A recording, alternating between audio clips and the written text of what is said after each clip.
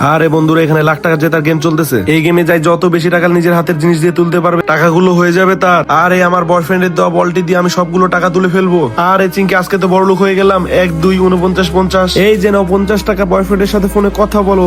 বন্ধুরা এই যে দেখো ডান্সিং রিং, এই রিং দিয়ে আমি লাখ টাকা তুলে ফেলবো। বন্ধুরা কতগুলো টাকা উঠেছে। আর এগুনি 1 2 3 16 17। এই নাও 17 টাকা, আইসক্রিম কিনে খাও। বন্ধুরা এই যে দেখো আমার জাদুর ঝাড়ু দিয়ে আজকে লাখ টাকা তুলে ফেলবো। আরে আমার জাদুর ঝাড়ু আটকে গেছে, তোমরা আমার জাদুর ঝাড়ুকে খুলে দাও। আরে বন্ধুরা আমার জাদুর ঝাড়ু তো ছিঁড়ে গেল।